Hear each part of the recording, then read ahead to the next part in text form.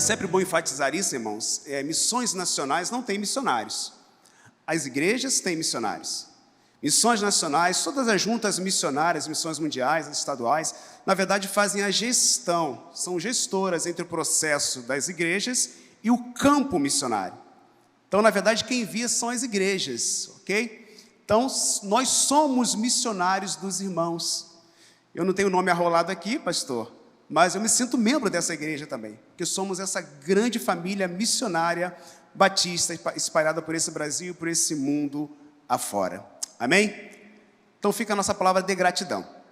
Queria passar o primeiro slide aqui, os irmãos já estão vendo, é uma foto um pouco antiga, né? Eu estou um pouco mais velhinho, ficando um pouco careca já, mas essa é a foto da sua família missionária, quando nós chegamos ali no sul do Brasil. Nós tivemos o chamado em 2008, foi num acampamento de promotores de missões mundiais. Foi dirigido pelo pastor, não sei se os irmãos conhecem, chamado Adilson Santos.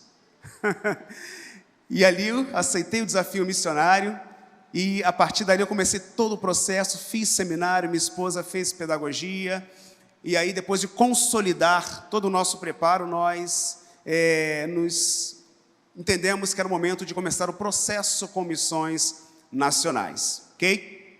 E essa família que está ali, ela foi para o campo em julho de 2018. Então os irmãos imaginam, uma família carioca, 40 graus, né, pastor Jorge?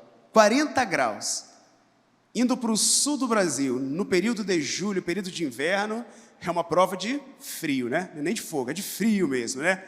Mas, graças a Deus, nós conseguimos superar essa dificuldade. Estamos ali até hoje para a honra e glória do nome do Senhor, graças à oração de cada um de vocês, ok? Então, deixa eu apresentar para os irmãos aqui essa família. À esquerda dos irmãos aqui é minha filha Lívia. Hoje ela está com 21 anos, casou no campo missionário, com um homem de Deus, que é envolvido na obra do Senhor também. E hoje estão completando 1 ano de casados. Que benção, né? Estão completando hoje 1 ano de casados. À direita dos irmãos ali está minha amada e querida esposa missionária Adriana, uma guerreira, uma evangelista também, bênção do Senhor. É a mulher mais bonita do mundo, não é? Aqui abaixo, com a rosinha na mão, essa aqui é a Letícia. Hoje Letícia está com 18 anos, passou na Universidade Federal Fronteira Sul, está faceira da vida. Faceira é uma linguagem muito sulista, né? Está feliz da vida. Feliz da vida. E essa caçulinha aqui é a Luane. A Luane hoje tem 15 anos e chegou ali no campo mais ou menos com 9 para 10 anos de idade. Ok? E essa é a sua família missionária ali no sul do Brasil. Amém? Pode passar o próximo slide? Pode passar? Pode passar? Isso, dá uma segurada aí por enquanto. Irmãos, antes de eu falar um pouquinho sobre o testemunho missionário, eu queria fazer uma reflexão com vocês, mas sejam fortes, porque o que eu vou falar aqui é só uma simulação, ok?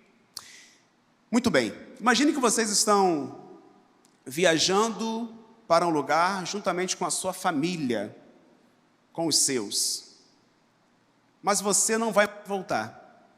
A família está indo, ela vai se despedir de você, você vai pegar, só um exemplo, um voo, mas você não vai mais voltar, vai para um lugar onde você não vai mais voltar. Seria um momento de despedida com os seus. O que você diria? Quais seriam as suas palavras finais para a sua família, para os seus, nesse momento ali de despedida? O que você diria? Talvez você nunca pensou nunca pensou nisso, né? Não parou para pensar nessa possibilidade, né? Mas pode acontecer. Eu entendo, irmãos, que tudo que nós falamos no final da nossa vida, é de grande relevância, é de grande importância. Os irmãos concordam comigo? Não é verdade? Enquanto você pensa aí, eu queria aí, pelo menos 2 corajosos aí, ou corajosas, para poder fazer essa declaração publicamente, aproveitando aí que o seu cônjuge está do lado, a família, né? Lá em 1 João, capítulo 2, no verso 6, o texto bíblico diz o seguinte: aquele que diz que está nele, também deve andar como ele andou, né? Aquele que diz que está em Cristo, também deve andar como ele andou. Significa que o nosso referencial é Cristo, o nosso paradigma é Cristo. Devemos nos espelhar sempre em Cristo, na pessoa de Cristo, na vida de Cristo. Tudo bem? Muito bem, voltando então ali para a pergunta. O que você diria? O que você falaria nesse momento de despedida? Em curtas palavras, alguém poderia me ajudar? Poderia responder? Algum candidato ou candidata? Alguém? Ninguém? Ninguém? Eu sei que vocês estão doidos para falar, né? Mas eu acredito o seguinte. Alguns diriam assim, eu te amo. Esse tempo que eu passei com vocês foi o tempo mais importante da minha vida. Foi muito especial. Fiquem com Deus, não abandonem Jesus. Talvez o seu coração tenha frases semelhantes a essa. Não é verdade? Afinal de contas, tudo que nós falaríamos no final da nossa vida seria de grande importância para nós. Por que eu fiz essa pergunta para vocês, irmãos? Porque aconteceu a mesma coisa com Jesus. A mesma coisa com Jesus. Jesus com a sua grande família, os seus discípulos, ele, antes de ser assunto aos céus, ele dá algumas orientações, deixa algumas palavras finais para os seus. A paz seja convosco. Assim como o Pai me enviou, eu também envio a vós. Fundamento da nossa reflexão, irmãos.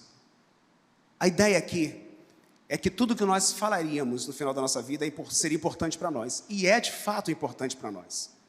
Assim também acontece na vida do nosso Senhor e Salvador Jesus Cristo. O que Jesus apresenta de mais importante, aquilo que está no seu coração, é que nós vivamos intensamente a obra missionária. Eu sei que essa igreja é uma igreja missionária, mas vale sempre a pena reiterar isso. A igreja precisa respirar missões em todo o tempo. A igreja precisa viver missões em todo o tempo. Na verdade, a nossa identidade é uma identidade missionária. As nossas ações, os nossos projetos, precisam sempre focar e culminar na grande comissão.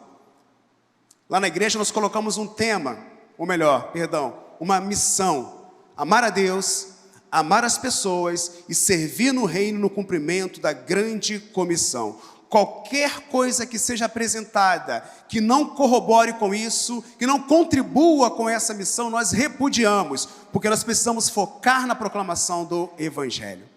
Se isso é importante para Jesus, como eu falei em 1 João 2,6, irmãos, precisa ser importante para cada um de nós também. Amém? Então fica aqui uma reflexão muito importante, e agora eu queria que os irmãos ficassem de pé, para lermos juntos 3 versículos apenas das Escrituras Sagradas. Evangelho de Lucas, capítulo 4, versos 42, 43 e o 44. Você pode abrir sua Bíblia, pode acompanhar silenciosamente. Eu vou estar lendo aqui na versão NVI, talvez um pouco diferente aí dos irmãos. Queria que os irmãos me acompanhassem silenciosamente na leitura. Lucas capítulo 4, versos 42, 43 e 44 diz assim: Ao romper do dia, Jesus foi para um lugar solitário. As multidões o procuravam e quando chegaram até onde ele estava, insistiram que não as deixasse. Mas ele disse: é necessário que eu pregue as boas novas do reino de Deus noutras cidades também, porque para isso fui enviado. E continuava pregando nas sinagogas da Judéia. Amém? Podem tomar assento. Muito bem, irmãos. Esse texto ele nos fala sobre algumas necessidades ditas por Jesus. Eu gostaria muito da sua atenção, porque é muito importante essas necessidades. Porque não são necessidades humanas, minhas, nossas particulares. São necessidades do reino ditas por Jesus. O contexto é muito interessante porque Cristo estava na cidade de Cafarnaum. Você pode ler toda a perícope, todo o texto ali, todo o contexto, você vai entender bem. Jesus estava fazendo muitos milagres, muitas maravilhas naquela região. E isso se tornou um contexto favorável para Jesus, porque a multidão chega no versículo 42 e diz: Senhor, não vá embora, fique aqui conosco, continue aqui conosco, porque a sua presença muito nos agrada. Em contrapartida, Jesus dá uma resposta acerca daquele convite, um convite sedutor, um convite para muitos talvez irrecusável, porque Jesus fala sobre algumas necessidades acima daquilo que muitas vezes alimenta o nosso ego. Eu queria compartilhar com vocês isso. Em primeiro lugar, Jesus ensina que existe uma necessidade de pregação. No versículo 43, Jesus é enfático em dizer: é necessário que eu pregue as boas novas do reino de Deus. Diante de tantos convites que existem, Jesus diz: é necessário pregar as boas novas. Isso é necessário, isso é prioritário. A bem da verdade, irmãos, é que o nosso compromisso como igreja de Jesus é tão somente pregar o Evangelho. Nós não precisamos pregar outra coisa além do Evangelho. O Evangelho é o poder de Deus. O Evangelho é o poder de Deus que muda o coração do homem. É o Evangelho simples, prático, que quando nós anunciamos, ele alcança o coração tanto do leigo, como aquele que tem a mais alta graduação, mais alto conhecimento. E ambos são compelidos, são movidos, e muitas vezes vêm chorando à frente, abrem seu coração, porque essa mensagem simples do Evangelho não é o nosso poder, não é a nossa capacidade, não é a nossa persuasão, mas é o Evangelho que muda o coração do homem, é o Evangelho que muda o coração do ser humano. E é isso que nós precisamos pregar. Não é autoajuda, não é mensagem de coach, não precisa inventar a pólvora ou coisas outras, já está tudo aqui. Isso é suficiente para o ser humano. O Evangelho é tão importante, irmãos, é tão relevante, que Paulo, quando ele orienta o seu discípulo Timóteo, escrevendo a sua segunda carta no capítulo 4, versículo 2, ele insiste, ele pede, ele suplica, dizendo para Timóteo assim: eu te peço, Timóteo, diante de Deus e diante de Cristo, prega a palavra, insta tempo e fora de tempo. Paulo, já chegando no final do seu ministério, ele tem essa preocupação, dizendo: muitos vão se voltar para fábulas ou para os mitos, mas você precisa ser íntegro na pregação do Evangelho. Lá no capítulo 10 de Romanos, no versículo 17, depois de falar sobre a importância de pregar para que muitos ouçam, ele diz assim: ora, a fé, ela vem pelo ouvir. E o ouvir o quê? A palavra de Deus. É a palavra que muda. É a palavra que alcança o coração do perdido. É a palavra que alcança o coração de todo aquele que crê. Amém? Então, o primeiro compromisso que Jesus nos ensina, a primeira necessidade, é a necessidade de pregação tão somente das boas novas do Evangelho. Segundo lugar, existe uma necessidade de expansão do Evangelho. Na mesma resposta de Cristo, ele diz: é necessário que eu pregue as boas novas do reino de Deus noutras cidades também, em outros lugares também. Nós não podemos, irmãos, ter uma visão limitada da pregação do Evangelho. A pregação do Evangelho não pode ficar a um espaço geográfico limitado. Nós precisamos ter uma ampla visão, uma macrovisão missionária. Eu preciso entender que aqui no estado do Amazonas é necessário pregar o Evangelho até o último ribeirinho, sim, mas também lá na China, na África, no sul do Brasil, em todos os lugares nós precisamos fazer missões. Eu ouvia muito na época no Rio de Janeiro as pessoas falar: pastor, mas aqui tem tanta gente que precisa, por que fazer missões lá fora se aqui precisa? Sim, nós precisamos fazer missões locais, mas não podemos nos esquecer de outras cidades também, de outros lugares também. Cristo ensina isso. É necessário que eu pregue as boas novas em outras cidades também. Esse espaço geográfico limitou durante muito tempo, a visão da igreja primitiva. Uma igreja forte, uma igreja que avançava, uma igreja que crescia, mas que não via a expansão do evangelho, muitas vezes fora dos limites de Jerusalém. E aí o que aconteceu? O que aconteceu no capítulo 7? Estevão é morto, é desencadeada aquela perseguição contra a igreja de Jesus, e aí, Atos 1:8 torna-se, né, pastor? Atos 8:1. A dispersão, onde eles anunciam nessa dispersão o evangelho a outras cidades também. Não é necessário que aconteça isso. A gente aprende em Atos que há males que vêm para o bem. A morte de Estevão foi um benefício na expansão do evangelho. Só Deus a mente humana não consegue entender essas coisas, né? Mas é importante nós pregarmos o evangelho e entendermos a visão de expansão que Cristo apresenta aqui. E aqui tem um outro ponto muito importante.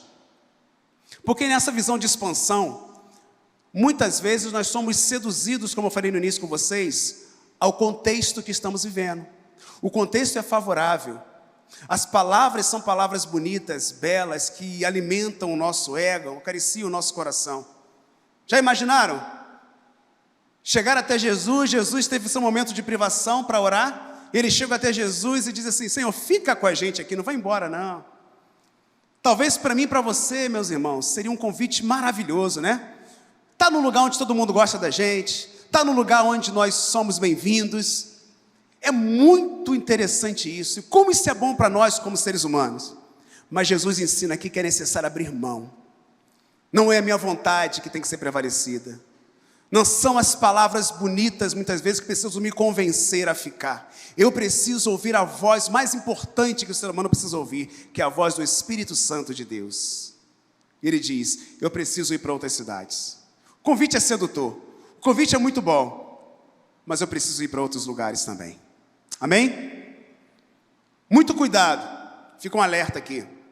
Muito cuidado com as vozes que você tem ouvido. Essas vozes que muitas vezes alimentam o seu ego, o nosso ego. Muitas vezes elas impedem o agir de Deus na sua e na minha vida. Nós precisamos ter muito cuidado, muita cautela com isso.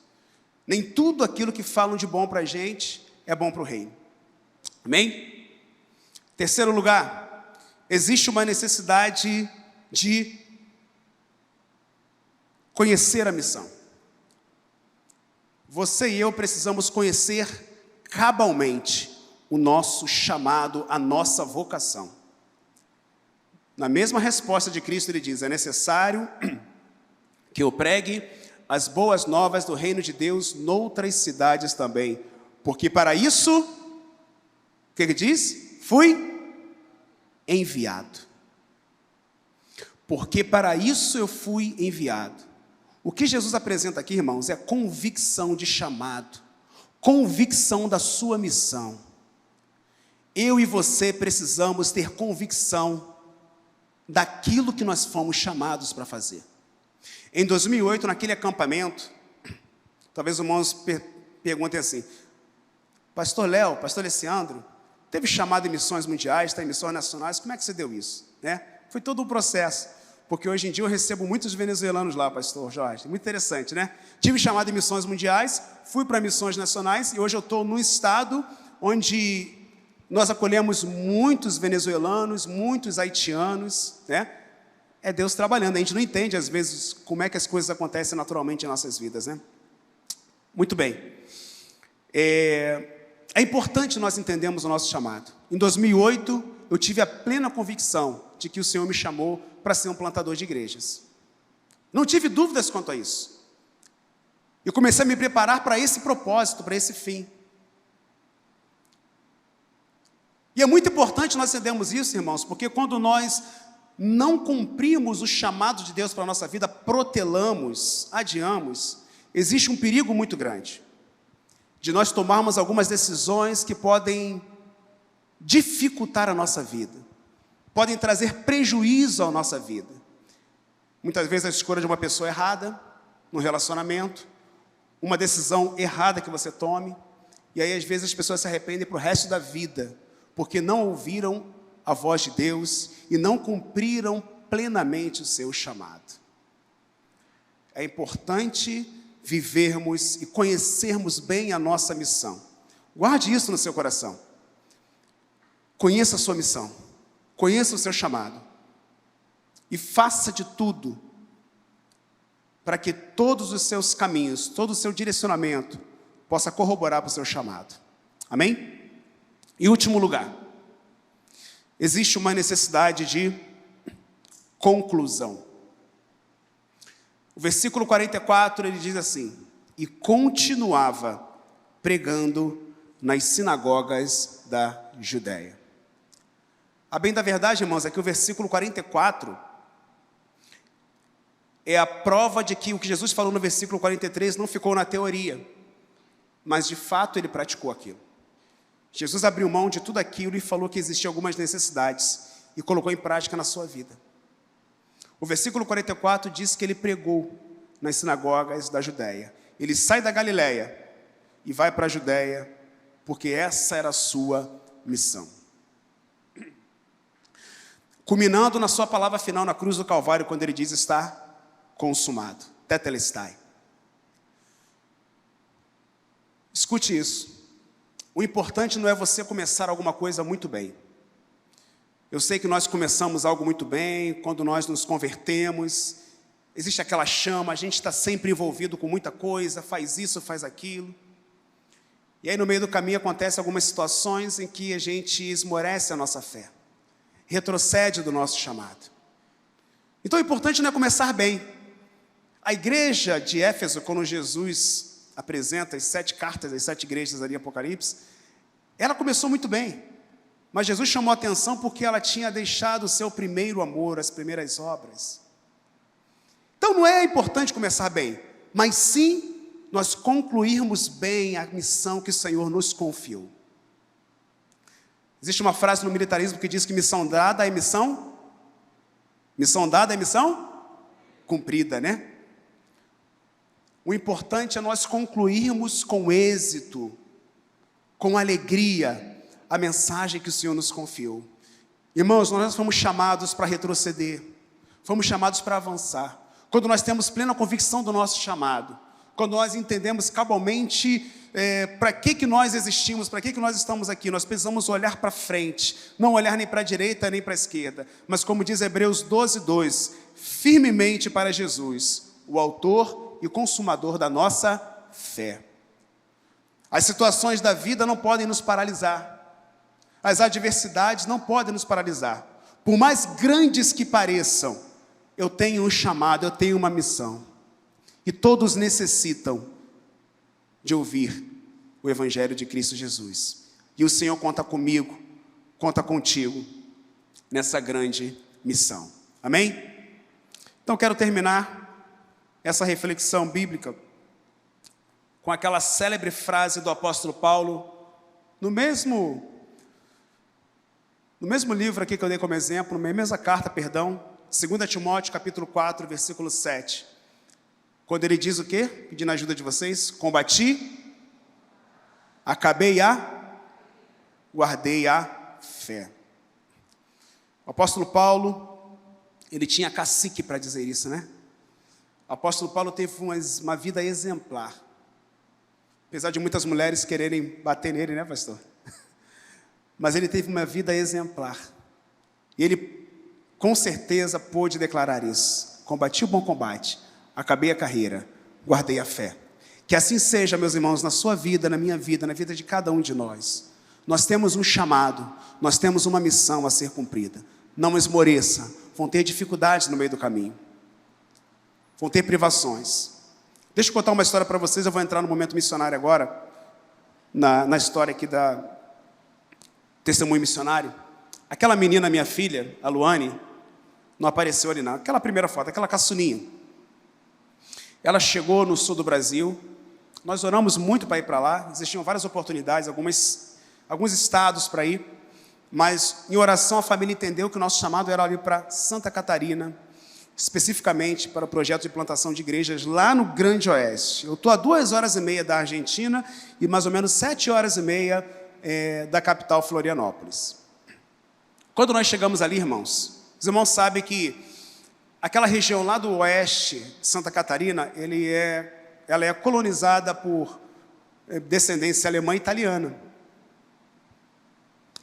E nós temos ali um grupo majoritário mesmo, de pessoas de cor branca. E aí o que aconteceu? A Luane me chega um dia em casa e fala assim, papai e mamãe, chorando, eu não quero mais ficar nesse lugar não, eu quero ir embora.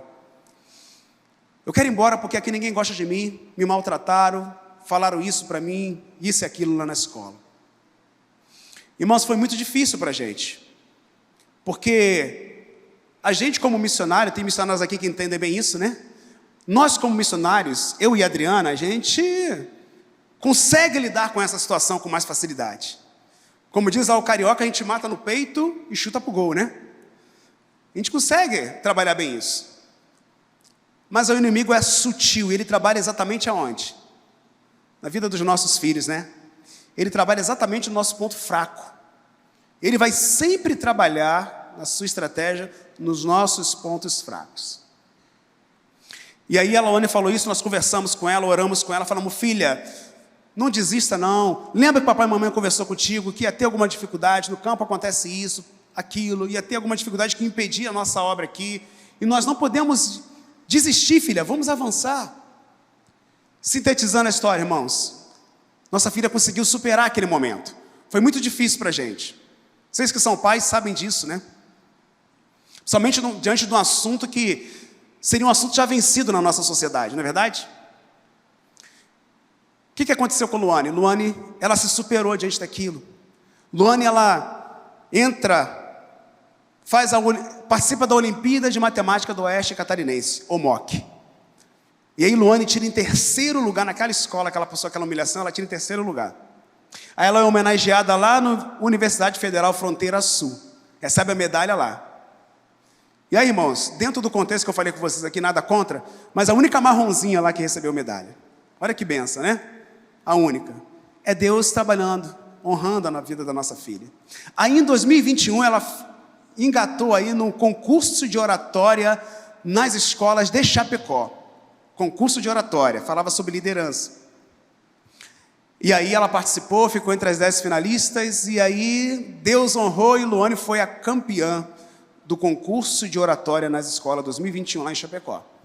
Aí Luane ganhou a faculdade de graça da UCEF, já tem a graduação garantida, ganhou um curso de inglês de graça, ganhou uma poupança, ganhou um dia de convivência na TV lá também, ganhou várias premiações. Irmãos, o que eu quero dizer com isso? Quero dizer que Deus, Ele honra a sua fé e a minha fé. Lembra que eu falei no início que a gente poderia ter algumas situações que tentam nos paralisar? Eu podia ter desistido naquele momento. Mas os planos de Deus são maiores do que o nosso. Nós não podemos mensurar, por isso nós não podemos desistir e seguir em frente. Deus honrou a vida da nossa filha, e que alegria que ela trouxe para o nosso coração. Foi tão bom naquele dia, irmãos, quando ela ganhou o 1º lugar lá no centro de eventos de Chapecó. Porque Deus, Ele honra. Aí quero que você guarde uma frase, porque foi essa frase que praticamente falou fortemente no meu coração para mim ir para o campo. Quando nós cuidamos das coisas de Deus, Deus, Ele cuida das nossas coisas.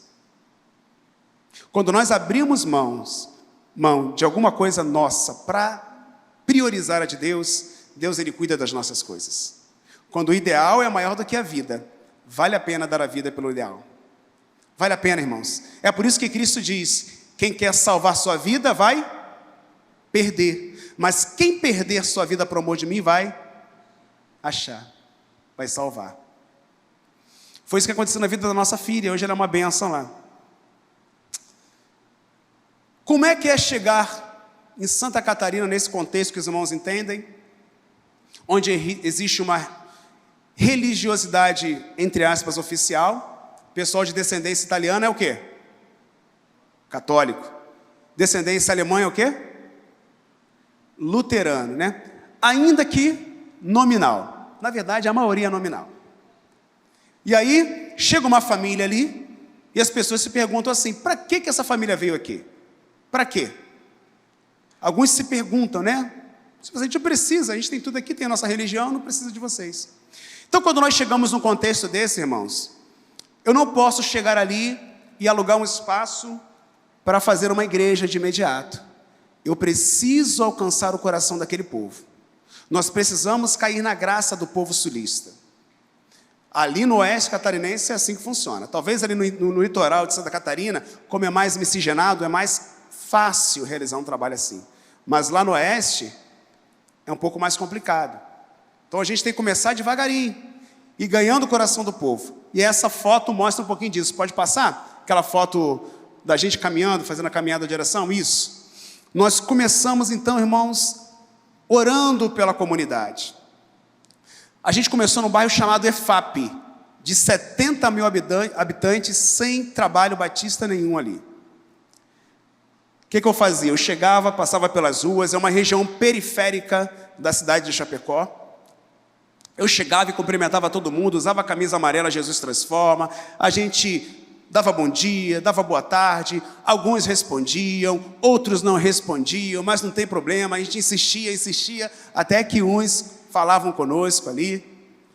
E a gente fazia caminhadas, orava por algumas famílias, orava em algumas regiões ali. Orávamos muito, muito e muito, praticando o primeiro princípio de uma igreja multiplicadora, que é a oração. Essa turma grande não é nossa não, foi a igreja mãe que mandou alguns irmãos para fazer uma ação evangelística conosco lá, e a gente caminhou ali com eles ali, fazendo também nesse dia um trabalho de oração. Então, irmãos, com essa oração que nós fazíamos individualmente com alguns, cumprimentando, foi gerando uma certa credibilidade ao coração daquele povo sulista ali, ok? Pode passar o próximo slide. Surgiu também a oportunidade de nós agirmos com compaixão e graça. Isso sem estrutura nenhuma, sem estrutura, só a nossa família. A igreja mãe doou algumas cestas básicas para a nossa região, que era muito carente. Nós identificamos algumas famílias que precisavam de cestas básicas ali. O que nós fizemos? Levamos cestas básicas a essas famílias, e aí tivemos uma ideia, naquele período de julho, entre julho e dezembro de 2018, estava se aproximando o Natal. Aí falamos assim, vamos fazer o seguinte, vamos ver se a MCM da Igreja Mãe doa para a gente alguns brinquedos, para que a gente possa abençoar algumas famílias, essas famílias que nós já começamos a trabalhar. E aí aquela foto aqui à esquerda dos irmãos, mostra um pouquinho disso. Algumas famílias que nós demos esses presentes de final do ano, né? E foi um tempo muito bom, muito bom. A Luane está ali, ó, pequenininha. Muito bom, porque aquela comunidade que estava nos vendo com outros olhos passamos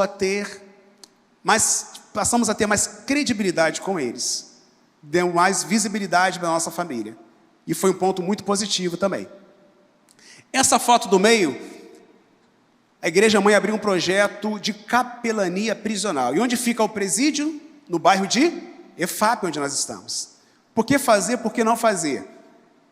Nos envolvemos no projeto de capelania prisional. Não entendia muito, mas aí a gente aprendeu, teve umas aulas lá e fomos com tudo, né? Fizemos um trabalho no feminino. Muitas mulheres abriram o coração para Jesus ali. Do semiaberto, do fechado. Além disso, desse trabalho que nós fazíamos na contenção, nós também realizávamos um trabalho onde levávamos lanche de graça para as famílias que vinham de longe para visitar as detentas. E aí as pessoas passaram a amar a gente, né?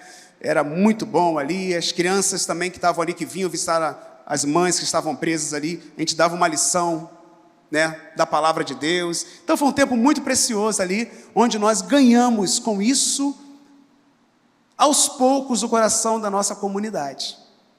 E aí um outro projeto que eu quero terminar, falando sobre projetos sociais, foi esse à direita dos irmãos. A gente percebeu que a piazada, todo mundo sabe o que é, né? Conhece? Piazada é a criançada, né? A garotada, aqui tem outro nome, né? A gurizada, né? Eles tinham um tempo muito ocioso, né? E aí, como o pastor falou aqui, a prevenção é muito melhor do que a recuperação. Nós precisamos investir muito mais nas nossas crianças, e o nosso projeto tem priorizado as nossas crianças. E aí, Fiz uma solicitação para Umbro, para doar algumas bolas. Recebemos a doação de bola, de coletes, vários materiais também. Os irmãos já ouviram falar aqui do Neto, que foi um dos sobreviventes da Chapecoense. Neto também nos ajudou nessa doação ali. E foi um tempo muito bom, porque nós conseguimos cadastrar 136 meninos, eu ia falar piá. 136 crianças no projeto, entre meninos e meninas, na verdade, né? Piá é só menino. Entre meninos e meninas. Eu não sei jogar bola, eu sei que tem muita gente aqui que é boa de bola, né? Muita gente boa de bola aqui. Eu não sei jogar, mas surgiu a oportunidade. O que eu fazia? Arrumei algumas pessoas boas de bola para dar aula, e no final chamava todo mundo cansado, eles tinham que sentar, né? Aí eles sentavam assim meia lua, como está ali, ó. E eu começava a anunciar o evangelho para aquelas crianças ali, para que elas tivessem escolhas saudáveis. Anunciava provérbios, e era muito bom, muito bom. Os pais testemunhavam dizendo assim, ó, nosso filho está falando tudo que vocês fazem aqui, eles estão reproduzindo em casa. Irmãos, que bom ter esse feedback, que bom é ter esse retorno, amém? Aí nesse projeto de futebol, o jornal da cidade ali do bairro fez uma reportagem conosco, botou no jornal. A rádio do bairro também fez uma reportagem conosco ali, uma entrevista, então foi muito bom. Isso deu muito mais do que visibilidade, deu credibilidade para aquela família que outrora alguns pensavam assim, o que eles vieram fazer aqui? Os irmãos entenderam como é que nós precisamos começar uma igreja num contexto assim? Muitas vezes onde a gente é repudiado, não é tão bem aceito, a gente precisa mostrar para que nós viemos. Se eu chegar lá e plantar uma igreja, muitas vezes vão me boicotar. Então eu preciso começar assim do zero, dessa forma. Próximo slide. Aí sim, irmãos, com as portas abertas, paralelo a isso, nós começamos a fazer os relacionamentos discipuladores. Íamos perguntando quem queria estudo bíblico, né? Aquela operação 1 a 1, né? E aí começávamos a catalogar no cartão-alvo de oração, botava o nome de 5 pessoas, começava a orar para aquelas 5 pessoas, bem semelhante à Operação André. E aí começamos a avançar nesse processo de vida na vida, da vida discipular, né? E as portas foram abertas. Essa foto do meio é da nossa irmã Ivanete. Irmã Ivanete foi uma que foi assistida naquela cesta básica que eu falei com os irmãos no início. A Ivanete, se você pegar o vídeo da campanha do ano passado, plantação de igreja, ênfase, tem um vídeo nosso ali, um momento ali, 2 minutos e 40 e pouco, onde ela dá o testemunho, dizendo que ela queria se matar, porque no sul do Brasil o índice de suicídio é muito grande, é algo espiritual mesmo, irmãos.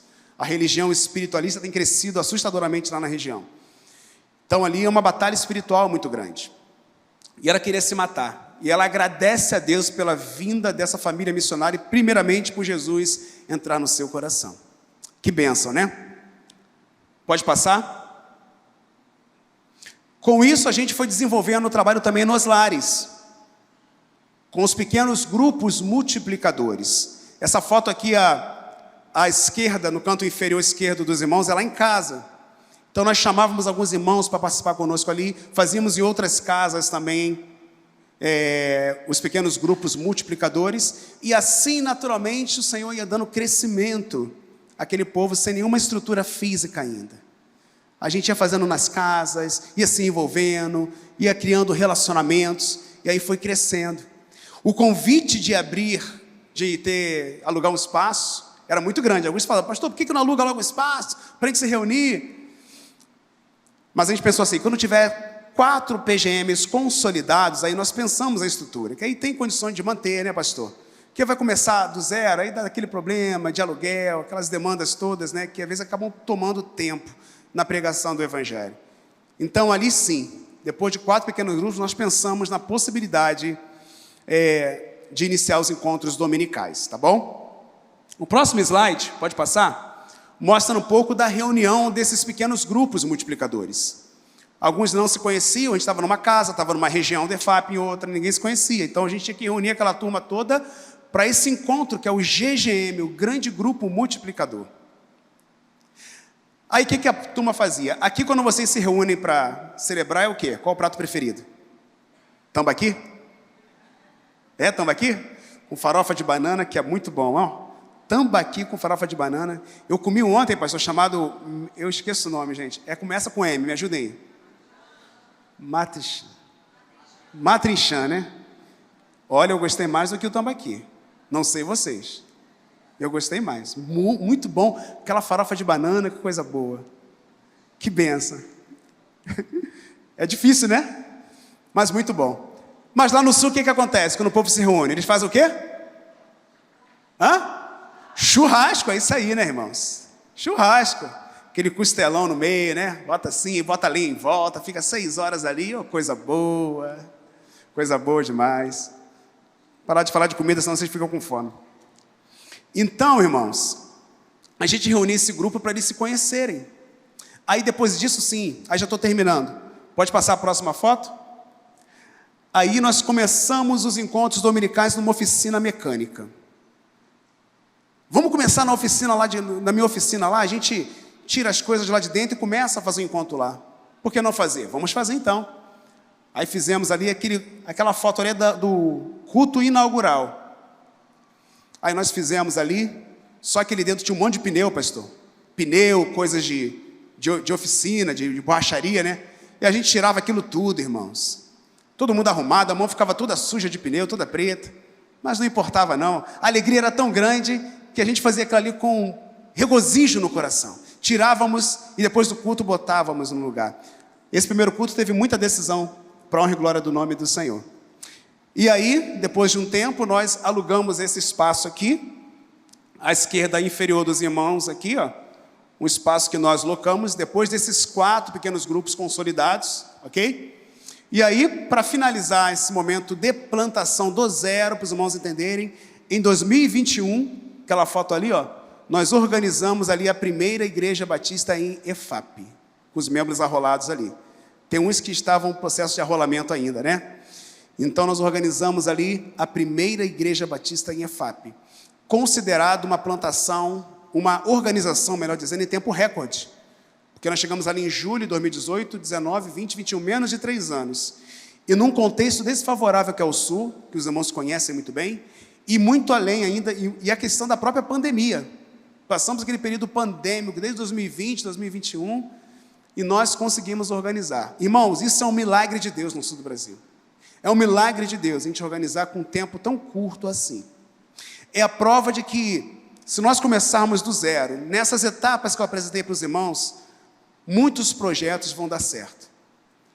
Muitos projetos em contextos desfavoráveis, religiosos, vão dar certo se nós começarmos com oração, com ações de compaixão e graça, vida na vida, devagarinho assim, sem se preocupar com estrutura. Deus, Ele trabalha. Amém? Então, esse é um pouco da nossa história, do que nós organizamos ali durante esse tempo. Hoje nós estamos partindo para outras cidades, é o desafio que eu queria mostrar para os irmãos aqui agora. Pastor, fica por aí? Plantou a igreja e acabou a missão do irmão? Não. Nós temos um polo que é Chapecó, é a capital do Grande Oeste. 254 mil habitantes. A nossa ideia agora é partir dali para outras cidades não alcançadas também. Pode passar? Desafio do projeto, pode passar. Esse é o mapa de que estado, irmãos? Aquelas cidades em branco, o que os irmãos acham que é?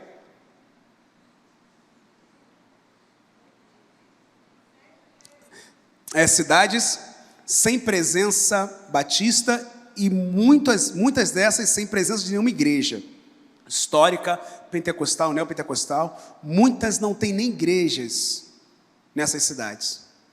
Esse é o desafio do sul do Brasil, irmãos. A região menos alcançada do Brasil. E eu estou mostrando aqui só o mapa de Santa Catarina para os irmãos verem. Eu estou aqui nesse canto inferior esquerdo, aqui naquela cidade vermelha ali, Chapecó. Faz fronteira com o Rio Grande do Sul. Essa é a realidade ali do sul do Brasil. Existe muita terra a ser alcançada ainda. Muito território a ser alcançado. Queria lançar 2 desafios aqui. Eu vou contar uma bênção para vocês, pode passar. Essa cidade vizinha nossa, Xaxim. O número hoje, pelo censo, está dando quase 32 mil habitantes. Uma cidade já estruturada, né? Uma cidade tranquila, mas que não tem presença nossa ali. A gente precisa alcançar essa cidade, irmãos. A gente precisa avançar nessas regiões ali. Esse é o primeiro desafio. Eu preciso de vocacionados para ir para lá. Eu vou estar indo sim, mas agora a ideia é a gente do polo estar mentoreando essas igrejas que serão plantadas nas regiões adjacentes. E eu preciso de alguém para consolidar o trabalho de forma mais paroquial. Fique morando no lugar, porque se a gente não morar no lugar, muitas vezes ali, principalmente naquela região, o trabalho não consolida, não dá certo. A gente precisa estar junto com o povo, junto com as pessoas ali. Então eu preciso de uma dupla de radicais ali, naquele lugar. Pode passar? Essa cidade é a cidade de Coronel Freitas, fica ao norte de Chapecó. Essa cidade é uma cidade de... Os dados hoje estão dando aí quase 11 mil habitantes, do IBGE. E é uma cidade também não alcançada. A igreja que está lá, principal, a igreja que gente fica caindo no chão. Não pregam o evangelho, que nós falamos aqui, genuíno, que transforma e que muda vidas. Muitas vezes sensacionalismo, isso ou aquilo. Irmãos, a gente precisa chegar num lugar desses. Há muita gente morrendo sem Jesus. E aí o que acontece? Quando eu estou vindo para cá para fazer promoção missionária aqui no Amazonas, aí a minha filha, que era de 18 anos, estava com a rosa na mão, e ela me chama a Adriana, no final, e a outra menina chamada Patrícia, lá da igreja também, chama os pais dela e conversa conosco, falando assim, ó, nós entendemos o nosso chamado para o Radical Brasil Sul. Irmãos, que alegria no meu coração. Sabe por quê? Porque eu fiz promoção no Rio ano passado e muitas pessoas até se interessaram em ir para lá, mas não tomaram decisão, não foi consolidado. E aí eu não imaginava que elas tomariam essa decisão. E aí, lembra que eu falei que ela passou na faculdade agora há pouco tempo? Aí uma menina de 18 anos, que realizou o sonho de passar numa faculdade, ela chegar para mim e dizer assim, pai, eu quero abrir mão disso, para poder estar indo para o campo missionário. Irmãos, a gente só se alegra com isso. Porque elas aprenderam com a nossa vida a abrir mão de algumas coisas também. É sinal de que tudo que nós vivemos, desde 2008 até o presente momento, elas têm entendido, têm aprendido. Eu sempre falo com elas, filha, aqui ó, Deus supre as nossas necessidades. Deus, Ele cuida de nós em cada momento, cada detalhe. E elas aprenderam isso. O sonho dela, ela está abrindo mão para poder fazer a obra do Senhor. Para poder fazer a vontade de Deus, irmãos. É o nosso Isaac, né? Deus dá aquela bênção para a gente, como deu a faculdade para ela, e agora ela entendeu que precisa abrir mão daquilo ali pela vontade de Deus. Então esse desafio aqui está suprido, tá bom? Mas eu queria compartilhar isso com os irmãos porque trouxe muita alegria ao meu coração. Tem presente maior para um pai. Eu sei que tem muitos pais que dizem assim hoje em dia, eu daria tudo para dar à minha filha ou meu filho um certificado de batismo do que um curso de mais alta graduação. Não é verdade? Não é verdade isso? Por isso que o meu coração se alegra, porque ela entendeu a priorizar o reino dos céus. Amém, irmãos? Amém? Então são alguns desafios que eu queria mostrar para os irmãos. E quero fechar, próximo slide, dizendo que você pode fazer parte disso. Aliás, nós não podemos deixar de participar daquilo que Deus tem feito por esse mundo afora. Você pode orar. Tudo isso, a oração todos aqui podem fazer. Ore mais por missões, ore por mais obreiros para a seara. Eu não posso olhar para você e dizer que você tem cara de missionário e te chamar. Não, eu não posso fazer isso. Porque isso aí cabe ao Senhor. Jesus falou assim, ó, rogai ao Senhor da seara para que Ele envie obreiros. Eu não posso identificar você com cara de missionário. É a minha concepção, eu estou errado. É Deus que envia. Então ore para que o Senhor envie obreiros para a sua seara. Amém? Ouça o chamado de Deus, não protele chamados. Se Deus tem te chamado para isso, não protele mais. Cuidado com as suas decisões. Quando você protela a chamada de Deus para a sua vida, eu não sei o que é. Mas se Deus tem chamado para você, cumpra. Porque como eu falei aqui, quando nós cuidamos das coisas de Deus, Deus cuida das nossas coisas. Irmãos, eu sou uma prova, eu vivi isso, eu tenho vivido isso a cada momento. E posso dizer para vocês, os irmãos missionários também podem dizer, vale a pena. E você pode também ir financeiramente, continuar contribuindo, investindo no reino de Deus. Amém?